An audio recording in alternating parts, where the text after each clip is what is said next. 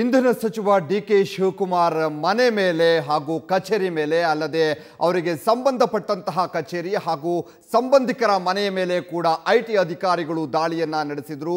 ನಿನ್ನೆ ಬೆಳಿಗ್ಗೆ 7 ಗಂಟೆಯಿಂದ ದಾಳಿ ನಡೆದಿರುವಂಥದ್ದು. ಈಗಲೂ ಕೂಡ ಈ ದಾಳಿ ಮುಂದುವರಿತಾನೆ ಇದೆ. ಅವರಿಗೆ ಸೇರಿದಂತಹ ಕಚೇರಿಗಳು ಏನಿದೆ, ಸೊತ್ತುಗಳು ಏನಿದೆ, ಎಲ್ಲವನ್ನೂ ಕೂಡ ವಶಪಡಿಸಿಕೊಂಡಿರುವಂಥದ್ದು.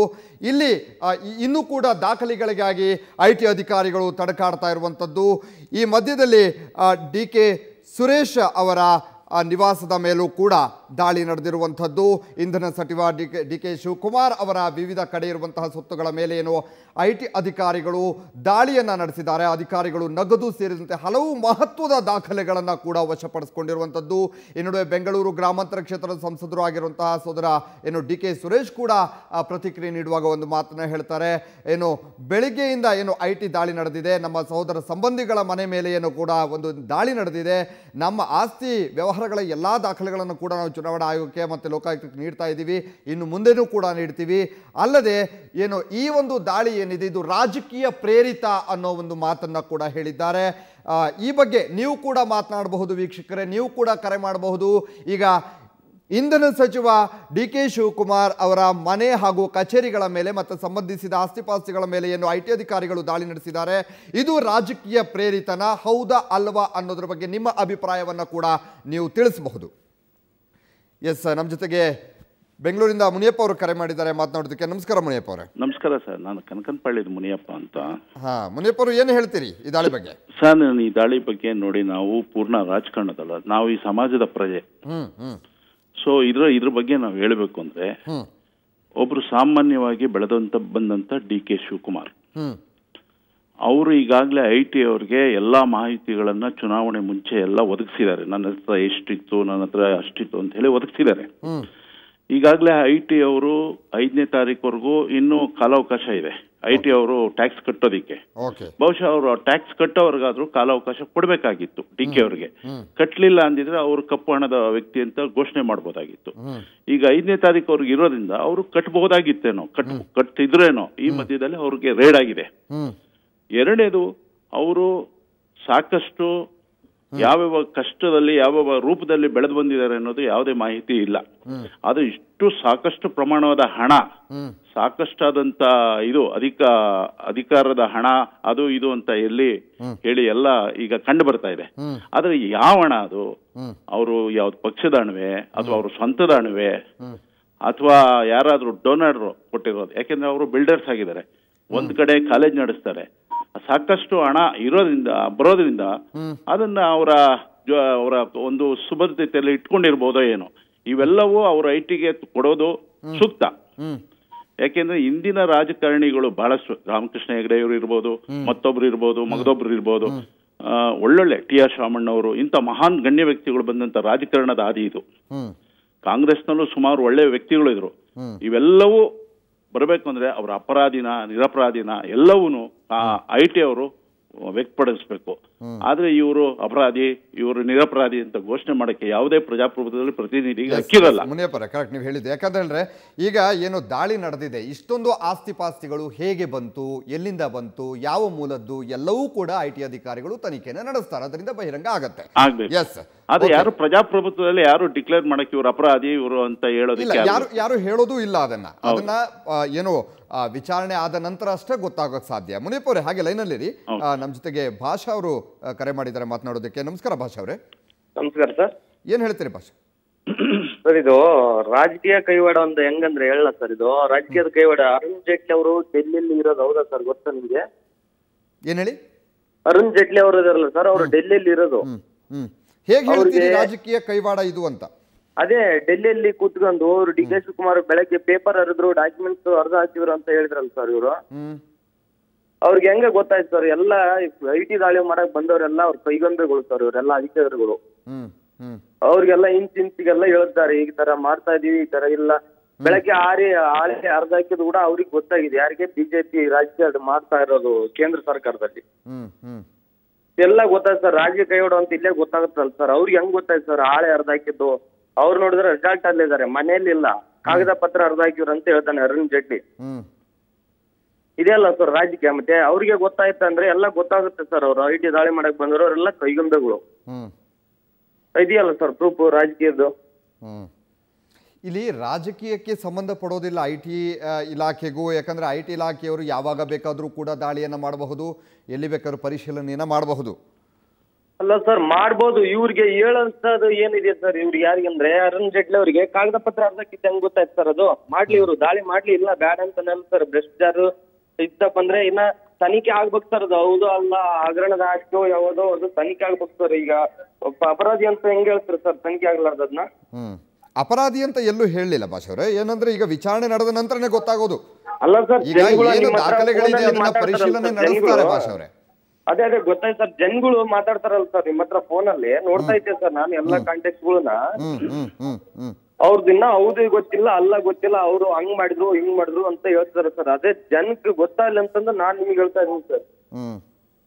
ಯಾಕಂದ್ರೆ ಈಗ ಅವರು ಇನ್ನೂ ನಿರ್ಮಾಣ ಆಗಿಲ್ಲ ಸರ್. ಅವ್ರು ಯಾರು ಇದು ಬೆಸ್ಟ್ ಹೌದಾ ಅಲ್ಲ ಅಂತಂದ್ರೆ ಇವರು ಎಲ್ಲಾ ಕೈಗೊಂಬೆಗಳು ಸರ್. ಎಲ್ಲಾರು ಇವ್ರು ಐಟಿಯರು ಇವರು ಎಲ್ಲ ಅಲ್ಲಿ ಏನೇನ್ ಆಗುತ್ತೆ ಏನೇನಿಲ್ಲ ಅದರಲ್ಲಿ ಗುಜರಾತ್ MLA ಗಳು ಬಂದು ಕುಂತಿದ್ರ ಸರ್. ಅವ್ರನ್ನ ಇದು ಮಾಡಕ್ಕೆ ಅದ್ರ ಸಲಗೆ ನಡೆಸಿರೋದು ನೋಡಿ ಸರ್. ಅಂದ್ರೆ ರಾಜಕೀಯ ಕೈವಾಡ ಇದೆ ಅಂತ ಹೇಳ್ತೀರಿ ನೀವು? ಓಕೆ, ಫಸ್ಟ್ ಸಾಲ್ ಸರ್ ರಾಜಕೀಯ ಕೈವಾಡ ಇದೆ. ಭಾಷೆ ಅವ್ರೆ ಹಾಗೆ ಲೈನ್ ಅಲ್ಲಿ ಮುನಿಯಪ್ಪ ಅವರೇ. ಹೇಳಿ ಸರ್. ಭಾಷೆ ಅವ್ರು ಕೂಡ ಮಾತಾಡ್ತಾ ಇದ್ರು. ಹೌದು ಸರ್. ಅವರು ಹೇಳುವಂತದ್ದು ರಾಜಕೀಯ ಕೈವಾಡ ಇದೆ ಇದರಲ್ಲಿ ಅನ್ನೋದನ್ನ ಹೇಳ್ತಾರೆ ಸರ್. ನಾನು ಮುಕ್ತವಾಗಿ ಇದ್ರಲ್ಲಿ ಹೇಳ್ಬೇಕು ಅಂತಂದ್ರೆ ಅದು ಯಾವುದೇ ಪಕ್ಷದವ್ರು ಇರ್ಬೋದು, ಯಾವುದೇ ಒಂದು ಸಂಘ ಸಂಸ್ಥೆಗಳಿರ್ಬೋದು, ಯಾವುದೇ ಇರ್ಬೋದು, IT ಅವರು ಮಾಡೋದ್ರಲ್ಲಿ ತಪ್ಪು ಒಪ್ಪು ಸರಿ ಅಂತ ವಿಶ್ಲೇಷಣೆ ಮಾಡಕ್ಕಾಗಲ್ಲ. ಯಾಕೆ ಅಂತಂದ್ರೆ ದೇಶದ ಒಂದು ಆರ್ಥಿಕ ಪರಿಸ್ಥಿತಿಯ ಬಗ್ಗೆ ಮುಖ್ಯ ಮುಂಚೂಣಿಯಲ್ಲಿ ಇರೋರು IT ಅವರು. ಆದ್ರೆ ಇದು ನಿಜವಾನ ಸುಳ್ಳ ಅನ್ನೋದು ಬಹಳ ಮುಖ್ಯ. ಯಾಕೆ ಅಂತಂದ್ರೆ ಇಷ್ಟೊಂದು ಈ ರೀತಿ ಸತತವಾಗಿ ರೈಡ್ ಮಾಡಿದ್ದು ಈ ಇತಿಹಾಸದಲ್ಲೇ ಇಲ್ಲ. ಇತಿಹಾಸದಲ್ಲಿ ಇಷ್ಟೋ ತನಕ ರೈಡ್ ಮಾಡಿದಂಥದ್ದು DK ಅವ್ರ ಮೇಲೆ ಇಷ್ಟೋ ತನಕ ರೈಡ್ ಮಾಡಿರೋದಂಥದ್ದು ಬೇರೆಯವ್ರಿಗೆ ಯಾರಿಗೂ ಮಾಡಿಲ್ಲ ಇಷ್ಟೋ ತನಕ. ಬಹುಶಃ ಇವ್ರನ್ನ ಗುರಿಯಾಗಿ ಇಟ್ಕೊಂಡಿದ್ದಾರೆ ಅನ್ನೋದು ಕೂಡ ಒಂದ್ ಕಡೆ ಎಲ್ಲೋ ಅವ್ರನ್ನ ತೇಜೋವಧೆ ಮಾಡೋದಕ್ಕೆ ಎದ್ದು ಕಾಣ್ತಾ ಇದೆ ಸರ್. DK ಶಿವಕುಮಾರ್ ಅವ್ರನ್ನ ರಾಜಕೀಯವಾಗಿ ತೇಜೋವಧೆ ಮಾಡಬೇಕು ಅಥವಾ ಅವ್ರನ್ನ ಇದರಿಂದ ಆರ್ಥಿಕವಾಗಿ ಮುಗ್ಗಟ್ಟಿಗೆ ಸಿಗಿಸ್ಬೇಕು ಅನ್ನೋದು ಎದ್ದು ಕಾಣ್ತದೆ ಸರ್ ಇದರಲ್ಲಿ. ಅದು ಕಾಣ್ತಾ ಇದೆ. ಎಸ್ ಮುನಿಯಪ್ಪ ಅವರೇ, ಸುವರ್ಣ ನ್ಯೂಸ್ ಜೊತೆ ಮಾತನಾಡಿದಕ್ಕೆ ಧನ್ಯವಾದ. ಭಾಷೆ ಅವರೇ, ನಿಮಗೂ ಕೂಡ ಸುವರ್ಣ ನ್ಯೂಸ್ ಜೊತೆ ಮಾತನಾಡಿದಕ್ಕೆ ಧನ್ಯವಾದ. ಒಟ್ಟಾರೆಯಾಗಿ ಇನ್ನು ಮುನಿಯಪ್ಪ ಅವರು ಮತ್ತು ಭಾಷೆ ಅವರು ಕೂಡ ಕರೆ ಮಾಡಿದಾಗ ಹೇಳಿದ್ರು ಇದು ರಾಜಕೀಯ ಪ್ರೇರಿತ ಅನ್ನೋದನ್ನು ಹೇಳ್ತಾರೆ. ಒಂದು ಕಡೆ ಏನು ಇಲ್ಲಿ ಅಪರಾಧಿ ಅಂತ ನಾವು ಎಲ್ಲೂ ಕೂಡ ಹೇಳೋದಕ್ಕೆ ಸಾಧ್ಯ ಇಲ್ಲ. ಯಾಕಂದರೆ ಇದು ವಿಚಾರಣೆಯ ನಂತರ ಅಷ್ಟೇ ಗೊತ್ತಾಗಬೇಕಾಗಿದೆ. ಈಗ ಏನು IT ಅಧಿಕಾರಿಗಳು ದಾಳಿಯನ್ನು ನಡೆಸಿದ್ದಾರೆ, ದಾಖಲೆಗಳನ್ನು ಪರಿಶೀಲನೆ ನಡೆಸ್ತಾರೆ, ಅವರು ವಶಕ್ಕೆ ಪಡೆದು ಆ ದಾಖಲೆಗಳ ಪರಿಶೀಲನೆ ನಡೆಸ್ತಾರೆ, ತನಿಖೆ ಕೂಡ ಕೈಗೊಳ್ಳುತ್ತಾರೆ. ಅಲ್ಲದೆ DK ಶಿವಕುಮಾರ್ ಮತ್ತು ಸಂಬಂಧಿಕರ ತನಿಖೆಯನ್ನು ಕೂಡ ಮಾಡ್ತಾರೆ. ಅದರಿಂದ ಅಪ್ರೂವ್ ಆಗುತ್ತೆ ಎಲ್ಲಿಂದ ಇಷ್ಟೊಂದು ಆಸ್ತಿ ಬಂತು, ಹೇಗೆ ಇಷ್ಟೊಂದು ಆಸ್ತಿಯನ್ನು ಸಂಪಾದನೆ ಮಾಡಿದ್ರು, ಇದೆಲ್ಲದಕ್ಕೂ ಕೂಡ ಟ್ಯಾಕ್ಸನ್ನು ಕಟ್ತಾ ಇದ್ದಾರಾ ಇಲ್ವಾ ಅಥವಾ ಅಕ್ರಮ ಆಸ್ತಿ ಪಾಸ್ತಿಯ ಅನ್ನೋದನ್ನು ಕೂಡ ನಂತರ ಅಷ್ಟೇ ಇನ್ನು ಕಂಡುಹಿಡಿಬೇಕಿದೆ. ಇನ್ನು ಕಾರವಾರದಿಂದ ದೇವರಾಜ್ ಅವರು ಕರೆ ಮಾಡಿದ್ದಾರೆ. ನಮಸ್ಕಾರ ದೇವರಾಜ್ ಅವರೇ. ಸರ್ ನಮಸ್ಕಾರ. ಏನು ಹೇಳ್ತೀರಿ?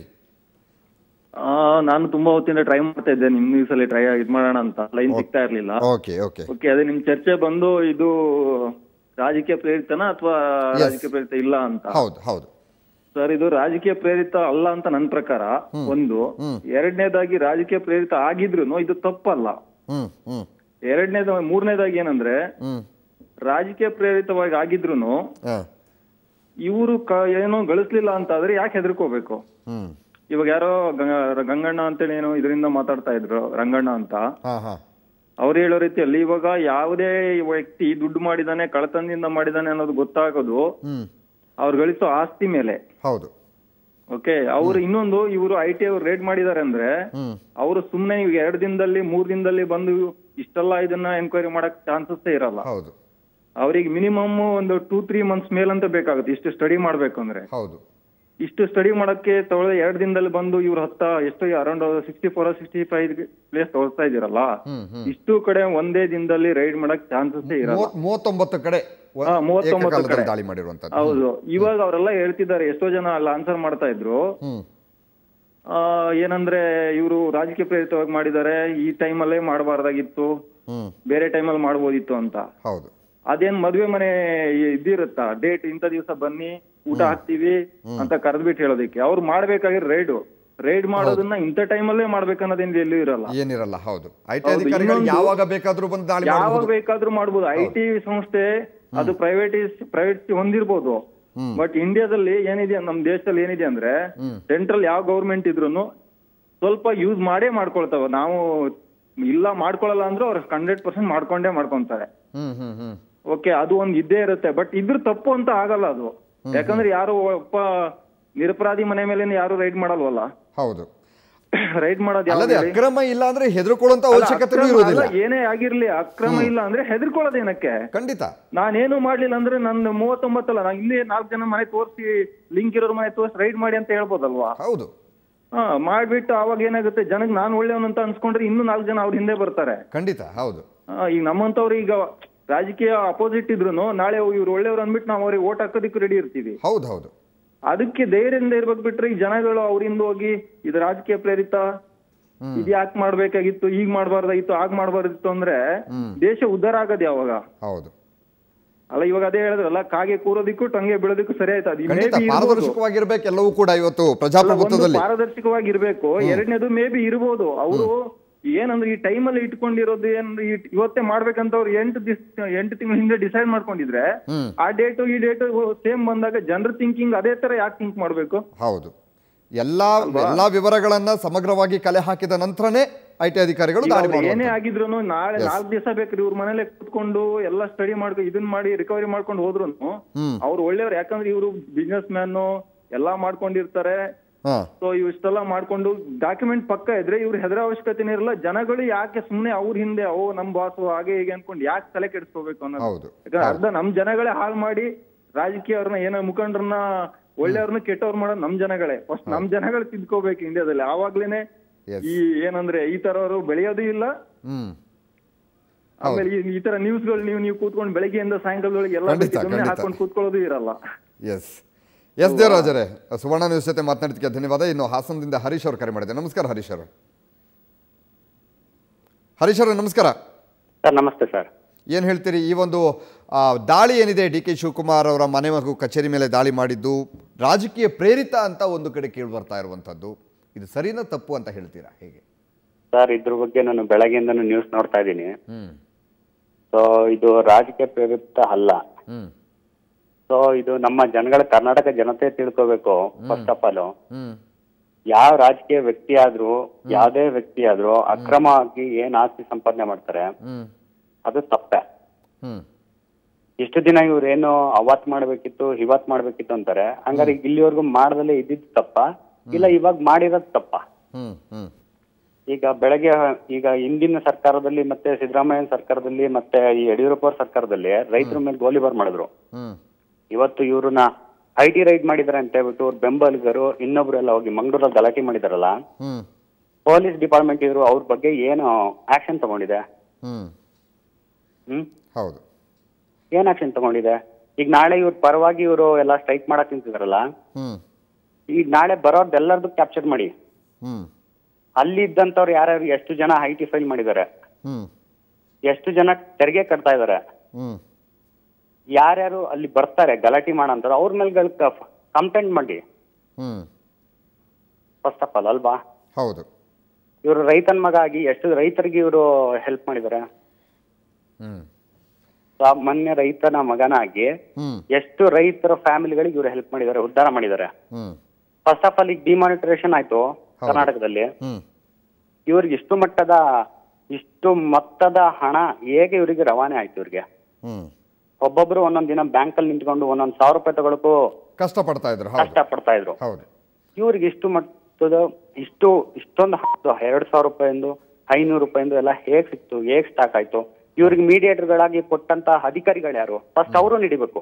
ಹೌದು ಹೌದು, ಕೋಟಿಗಟ್ಟಲೆ ಹಣ ಸಿಕ್ಕಿದೆ ಅಂತ ಹೇಳಲಾಗ್ತಾ ಇದೆ. ಒಂದ್ ಕಡೆ ಇಲ್ಲ ಅದು ಸುಳ್ಳು ಸುದ್ದಿ ಅಂತ ಕೂಡ ಹೇಳ್ತಾ ಇರುವಂತದ್ದು. ಆದ್ರೂ ಕೂಡ ಒಂದ್ ವೇಳೆ ಇಷ್ಟು ಹಣ ಸಿಕ್ಕಿದೆ ಅಂದ್ರೆ ಇದು ಎಲ್ಲಿಂದ ಬಂತು ಅನ್ನೋದು ಕೂಡ ಪ್ರಶ್ನೆ ಬಂದೇ ಬರುತ್ತೆ. ಮೀಡಿಯಾಗಳು ನ್ಯೂಸ್ ಮಾಡ್ಬೇಕು, ಇಷ್ಟು ಹಣ ಹೇಗ್ ಬಂತು ಇವರಿಗೆ, ಅಷ್ಟು ದಿನದಲ್ಲಿ ಇವ್ರು ಹೇಗೆ ಟ್ರಾನ್ಸಾಕ್ಷನ್ ಮಾಡ್ಕೊಂಡ್ರು, ಹೌದು, ಯಾವ ಅಕೌಂಟ್ ಇಂದ ಇವ್ರಿಗೆ ಟ್ರಾನ್ಸ್ಫರ್ ಆಯ್ತು, ಯಾವ್ಯಾವ ಬ್ಯಾಂಕ್ ಇಂದ ಇವರಿಗೆ ಎಷ್ಟೆಷ್ಟು ಸಸ್ಪೆನ್ಸ್ ಅಕೌಂಟ್ ಗಳಿಂದ ಇವರಿಗೆ ದುಡ್ಡು ಅಧಿಕಾರಿಗಳು ಬ್ಯಾಂಕ್ ಮ್ಯಾನೇಜರ್ಗಳು ಶಾಮಿಲ್ ಆಗಿದ್ರು, ಅದನ್ನ ಕೇಳ್ಬೇಕಲ್ವಾ?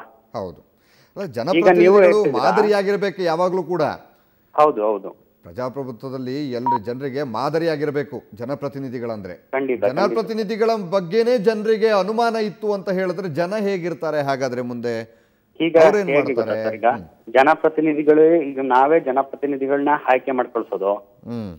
ಈಗ ರಾಜಕೀಯ ಪ್ರೇರೇಪಿತ ಅಂತ ಹೇಳ್ತಿದಾರೆ ಎಲ್ಲಾರು, ಹೌದಲ್ವಾ?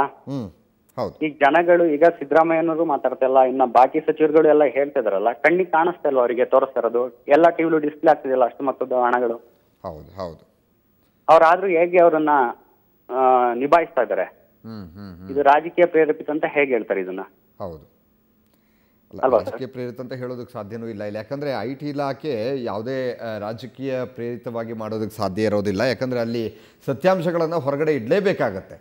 ಹೌದು ಖಂಡಿತ. ಮತ್ತೆ ಇನ್ನೊಂದೇನು ಅಂದ್ರೆ ಸರ್, ಈಗ 1 ಗಂಟೆಯಿಂದ ಪ್ರೋಗ್ರಾಮ್ ನೋಡ್ತಾ ಇದೀವಿ, 30-40 ಕಾಲ್ ಮಾಡಿದ್ರು, ಎಲ್ಲರ ಒಪಿನಿಯನ್ ಸೇಮ್ ಇದೆ. ಇದರ ರಾಜಕೀಯ. ಹಲೋ, ಹೌದು, ಮಾತಾಡಿ ಕೇಳಿಸ್ತಾ ಇದೆ. ಇಲ್ಲಿ ರಾಜಕೀಯ ಪ್ರೇರೇಪಿತ ಏನೂ ಇಲ್ಲ. ಪ್ರತಿನಿಧಿಗಳನ್ನ ಹಾಗೆ ಮಾಡೋ ಜನಸಾಮಾನ್ಯರು ಹೇಳ್ತಿದಾರೆ, ಆ ಕ್ಷೇತ್ರ ಈ ಕ್ಷೇತ್ರ ಅಂತಲ್ಲ, ಎಲ್ಲರೂ ಹೇಳ್ತಾರದು ಒಂದೇ. ಇದು ರೈಡ್ ಆಗಿರೋದು ಒಳ್ಳೇದು. ಈ ತರ ಒಬ್ಬೊಬ್ಬ MLAಗಳು, ಒಬ್ಬೊಬ್ರು ಸಚಿವರುಗಳು ಆಚೆ ಬಂದ್ರೆ ನಮ್ಮ ಕರ್ನಾಟಕದಲ್ಲಿರೋ ಎಷ್ಟೋ ಸಾಲಗಳು, ಈಗ ಮೊನ್ನೆ ರೈತರಿಗೆ ಸಾಲ ಮನ್ನಾ ಮಾಡಿದ್ರು, ಸಾಲ ಕೊಡ್ಲಿಕ್ಕೆ ಬ್ಯಾಂಕಲ್ಲಿ ದುಡ್ಡಿಲ್ಲ ಅಂತೆ. ಈಗ 400-500 ಕೋಟಿ ರೂಪಾಯಿ ಇಲ್ಲೇ ಕೊಟ್ಟಿದೆ. ಇದನ್ನೇ ಸರ್ಕಾರ ಎಷ್ಟೋ ರೈತರುಗಳು ಉತ್ತರ ಆಗ್ತಾರಲ್ಲ ಸರ್.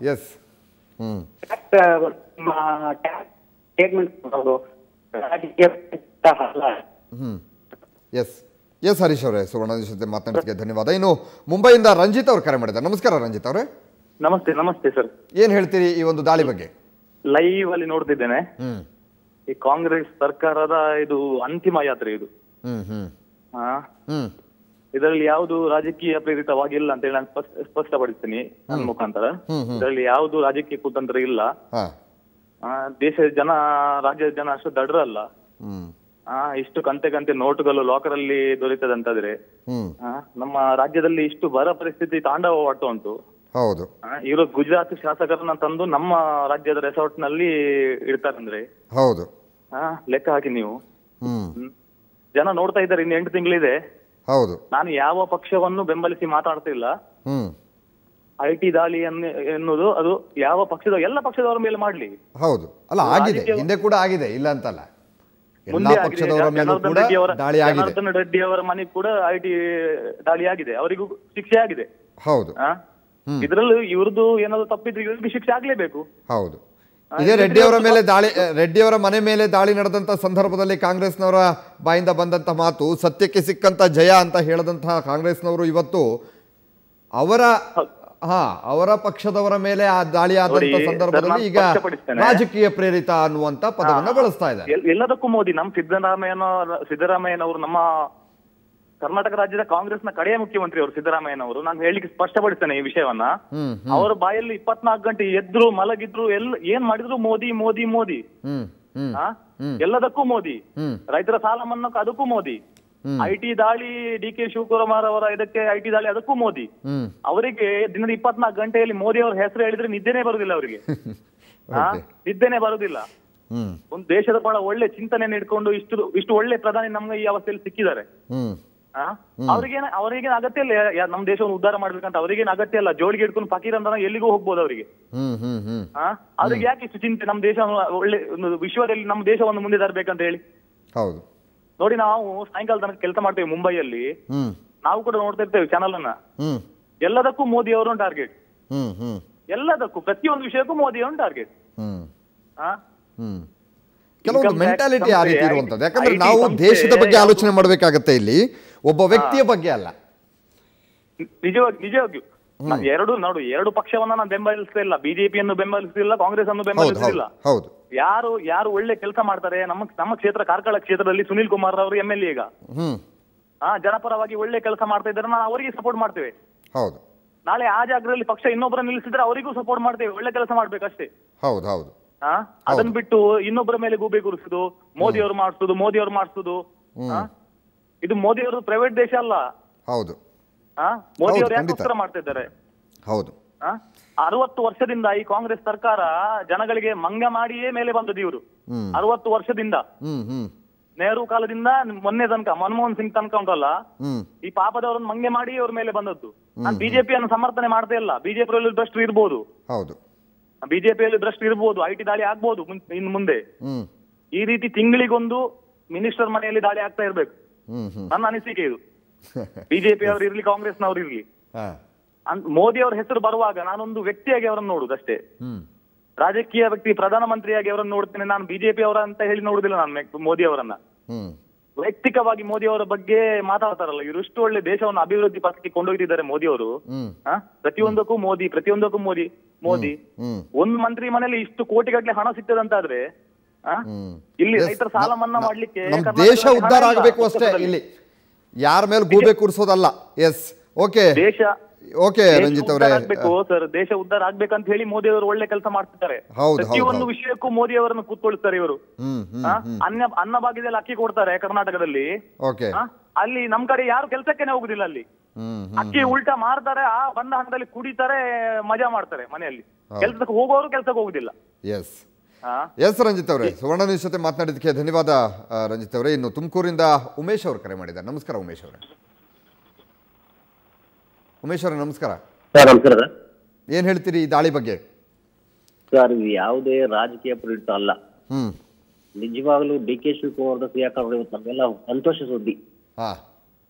ಯಾವುದೇ ಕಾರಣಕ್ಕೂ ಅವರು ಇವತ್ತಲ್ಲ ಯಾವತ್ತ ರೈಡ್ ಆಗಬೇಕಿತ್ತು. ಅವ್ರು ರೈಡ್ ಆಗಿರೋದು ಇವತ್ತು ನಮಗೂ ಸಂತೋಷ ಸುದ್ದಿ. ಅವರು ಆ ದುಡ್ಡನ್ನ ಇವತ್ತು ನಮ್ಗೆ ಏನ್ ಇವತ್ತು ನಮ್ ಜನತೆಗೆ, ನಮ್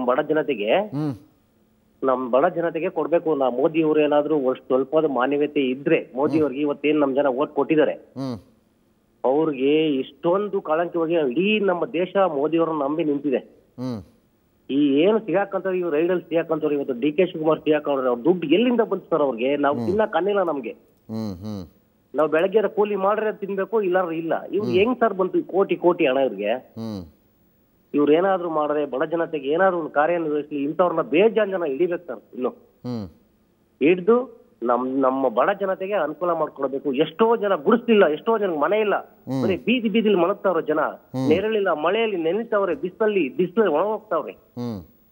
ಇವರೆಲ್ಲ ಏನ್ ಸರ್ ಇಷ್ಟೊಂದು ಕೋಟಿ ಹೊಡ್ಕೊಂಡು ಸುಮ್ನೆ ಬುದ್ಧಿ ಇಲ್ಲ ಆ ಜನಕ್ಕೆ. ಬಂದು ಅವ್ರು ರೈಡ್ ಮಾಡೋರೆ, ಜನಗಳು ಬಂದು ಅವ್ನ ಗೂಂಡಾಗಳು ಬಂದು ಐಟಿ ಮೇಲೆ ಘೋಷಣೆ ಕೂಗ್ತಾವ್ರು. ಇದು ಯಾವ್ದು ಸರ್ ನ್ಯಾಯ? ಇದೆಲ್ಲ ತಪ್ಪು, ಇದೆಲ್ಲ ಮಾಡ್ಬಾರ್ದು. ಪ್ರಜಾಪ್ರಭುತ್ವದಲ್ಲಿ ಒಬ್ಬ ಸಿಗಾಕಂತಾನೆ, ಒಬ್ಬ ದರೋಡೆಕೋರ ಸಿಗಾಕಂತಾನೆ ನಮ್ಮ ರಾಜ್ಯದಲ್ಲಿ ಅಂದ್ರೆ ಅವ್ರಿಗೆ ನಮ್ಮ ಜನ ಫುಲ್ ಸಪೋರ್ಟ್ ಮಾಡ್ಬೇಕು. ಅಂತವ್ರನ್ನ ಹಿಡಿಬೇಕು. ಕಾಂಗ್ರೆಸ್ ಆಗಲಿ, ಬಿಜೆಪಿ ಆಗ್ಲಿ, JDS ಆಗ್ಲಿ, ಪ್ರತಿಯೊಂದು ಪಕ್ಷ ಯಾವುದೇ ಪಾರ್ಟಿ ಆಗಲಿ ಪ್ರತಿಯೊಬ್ಬರನ್ನ ಹಿಡಿಬೇಕು. ಆ ಬಡ ಜನತೆಗೆ ಸೂರಿಲ್ಲ, ಎಷ್ಟೋ ಜನಕ್ಕೆ ನ್ಯಾಯ ದೊರಕ್ತಾ ಇಲ್ಲ ಇವತ್ತಿನ ದಿವಸ. ಇವ್ರಂತ ಕಾರ್ಯಕರ್ತಗಳು ಏನ್ ಹೇಳ್ತಾರೆ, ಅವ್ರು ಕೊಡ್ತಕ್ಕಂಥ ದುಡ್ಡಿಗೆ, ಹಣದ ಆಸೆಗೆ ಇವ್ರು ಬಂದು ಇವತ್ತೆಲ್ಲ ಅಲ್ಲಿ ಪ್ರಚನೆ ಮಾಡ್ತಿರೋದು. ಯಾರು ನಿಜವಾಗ್ಲೂ ಬಂದಿಲ್ಲ ಅಲ್ಲಿ ಸರ್. ಎಲ್ಲ ಹಣಕ್ಕೋಸ್ಕರ ಬಂದಿರೋ ಜನ ಅಲ್ಲಿ. ನಮ್ಮಂತವ್ರೆಲ್ಲ ಬೆಳಗ್ಗೆ ಕೆಲ್ಸಕ್ಕೆ ಹೋಗ್ಬೇಕು, ಸಾಯಂಕಾಲ ಬರ್ಬೇಕು. ಸಾಯಂಕಾಲ ನೋಡ್ತೀವಿ ಟಿವಿ ನಾವು. ಏನ್ ಸರ್ ಇದು ಜನ? ಇವಾಗ ಇಂಥವ್ರನ್ನ ಹಿಡಿಬೇಕು ಸರ್. ಯಾವುದೇ ಬಿಜೆಪಿ, ಕಾಂಗ್ರೆಸ್, ಯಾರೇ ಆಗ್ಲಿ ಪ್ರತಿಯೊಬ್ಬರನ್ನ ಹಿಡಿಬೇಕು. ಹೌದು, ಅಲ್ಲ ಏನೇ ಇದ್ರೂ ಕೂಡ ಹೊರಗಡೆ ಬರಬೇಕು. ಅದು ಅಷ್ಟೇ, ಹೊರಗಡೆ ಬರ್ಬೇಕು ಸರ್. ಪ್ರತಿಯೊಬ್ಬರು ಹೊರಗಡೆ ಬರ್ಬೇಕು. ಯಾವನ್ ಲಂಚ್ ಇಸ್ಕೋರ, ಯಾವನ್ ಇವತ್ತಿನ ಬಡ ಜನ ನೆತ್ತರನ್ನ ಹೀರ್ತಾರ, ನನ್ನ ಮಕ್ಕಳೆಲ್ಲ ಹೊರಗಡೆ ಬರಬೇಕು. ಏನ್ ಸರ್? ಕೇವಲ ಡಿ.ಕೆ. ಶಿವಕುಮಾರ್ ಅಥವಾ ಸುರೇಶ್ ಅಂತ ಮಾತ್ರ ಅಲ್ಲ ಹೇಳುವಂತದ್ದು. ಪ್ರತಿಯೊಬ್ಬ ಯಾರೇ ಆಗ್ಲಿ, ಯಾವ ಪಕ್ಷದ ಜನಪ್ರತಿನಿಧಿನೇ ಆಗ್ಲಿ, ಯಾರೇ ಆಗ್ಲಿ, ಎನಿ ಒನ್ ಪರ್ಸನ್ ಯಾರೇ ಆಗ್ಲಿ, ಶ್ರೀಮಂತ ವರ್ಗದವರು, ಇಂಜಿನಿಯರ್ಸ್, ಡಾಕ್ಟರ್ಸ್ಗಳು, ಇವಷ್ಟು ಡಾಕ್ಟರ್ಗಳು ಇವತ್ತು ಹಾಸ್ಪಿಟಲ್ಗೆ ಹೋದ್ರೆ ನ್ಯಾಯ ಟ್ರೀಟ್ಮೆಂಟ್ ಕೊಡ್ತಾರೆ. ದುಡ್ಡಿರೋಗೊಂದು ಟ್ರೀಟ್ಮೆಂಟ್, ದುಡ್ಡಿಲ್ಲಗೊಂದು ಟ್ರೀಟ್ಮೆಂಟ್.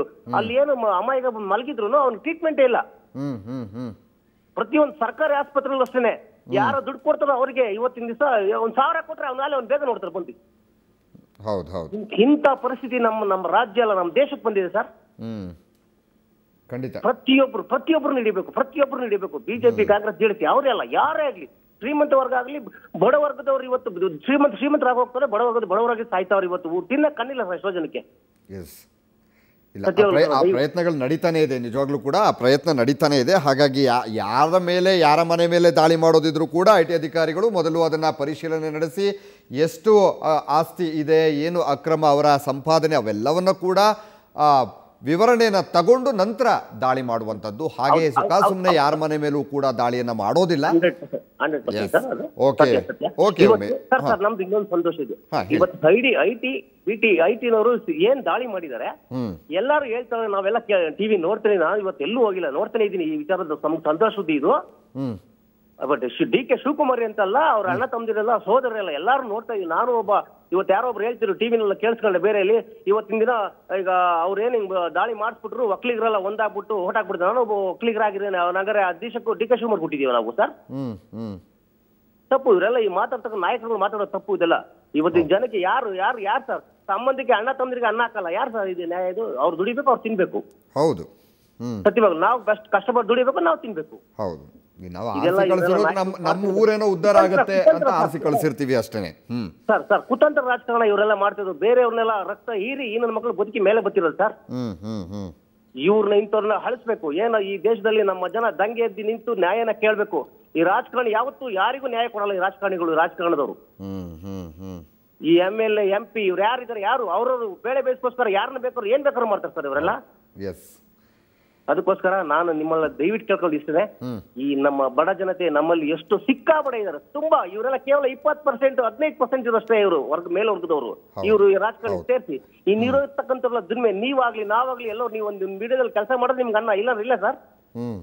ನೀವು ಬೆಳಗ್ಗೆ ನಿಮ್ ಕೆಲ್ಸಕ್ಕೆ ಬಂದು ನೀವು ಇಲ್ಲಿ ಕಾಯಕ ಮಾಡಿದ್ರೆ ನಿಮ್ಗೆ ಅನ್ನ ಎಲ್ಲಿಂದ ಬರುತ್ತೆ ಸರ್? ನಿಮ್ಗೆ ನನ್ಗೆ ಎಲ್ಲಿಂದ ಬರುತ್ತೆ ಸರ್ ಅನ್ನ?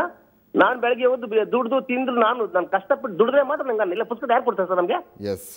ಖಂಡಿತ. ಇವರೆಲ್ಲ ಕೋಟಿ ಲಂಚ ಕೋಟಿಗಳು ದುಡ್ಡು ಹೊಡೆದು ಅವ್ರ ತಲೆ ಹೊಡೆದು ದುಡ್ಡು ಮಾಡಿರ್ತಾರೆ. ಇವನ್ನೆಲ್ಲ ಹಿಡಿಬೇಕು. ಬಿಜೆಪಿ ಕಾಂಗ್ರೆಸ್ JDS ಯಾರೇ ಆಗ್ಲಿ ಪ್ರತಿಯೊಬ್ಬರನ್ನು ಹಿಡಿಬೇಕು. ಎಸ್ ಉಮೇಶ್ ಅವರೇ, ಸುವರ್ಣ ನ್ಯೂಸ್ ಜೊತೆ ಮಾತನಾಡೋದಕ್ಕೆ ಧನ್ಯವಾದ. ಇಷ್ಟೊತ್ತು ಈ 2 ಗಂಟೆ ಆಗ್ತಾ ಬಂತು, ಆದರೂ ಕೂಡ ಸಾಕಷ್ಟು ಕರೆಗಳು ಬರ್ತಾ ಇರುವಂಥದ್ದು ಈ ಒಂದು ವಿಚಾರದ ಬಗ್ಗೆ. ಏನು DKಶಿ ಮನೆ ಮೇಲೆ ಏನು ದಾಳಿ ನಡೆದಿದೆ, IT ದಾಳಿ ನಡೆದಿದೆ, ಇದು ರಾಜಕೀಯ ಪ್ರೇರಿತ ಅಂತ ಒಂದು ಕಡೆ ಮಾತುಗಳು ಕೇಳಿ ಬರ್ತಾ ಇರೋದು, ಇದು ಸರಿಯೋ ತಪ್ಪು ಅನ್ನೋದ್ರ ಬಗ್ಗೆ ಸಾಕಷ್ಟು ಜನ ಕರೆ ಮಾಡಿ ತಮ್ಮ ಅಭಿಪ್ರಾಯವನ್ನು ವ್ಯಕ್ತಪಡಿಸ್ತಾ ಇದ್ದಾರೆ. ಇನ್ನು ಬೆಂಗಳೂರಿಂದ ಗಣೇಶ್ ಅವರು ಕರೆ ಮಾಡಿದ್ದಾರೆ. ನಮಸ್ಕಾರ ಗಣೇಶ್ ಅವರು. ಗಣೇಶ್ ಅವರೇ, ಈಗ DKಶಿ ಮನೆ ಮೇಲೆ ದಾಳಿ ನಡೆದಿರುವಂಥದ್ದು ರಾಜಕೀಯ ಪ್ರೇರಿತ ಅಂತ ಒಂದು ಕಡೆ ಮಾತು ಕೇಳಿ ಬರ್ತಾ ಇರುವಂಥದ್ದು, ಇದು ಹೌದಾ? ಸರಿ ಅಂತೀರಾ, ತಪ್ಪು ಅಂತೀರಾ ದಾಳಿ ನಡೆದಿರುವಂಥದ್ದು? ಇದು ಜನಗಳು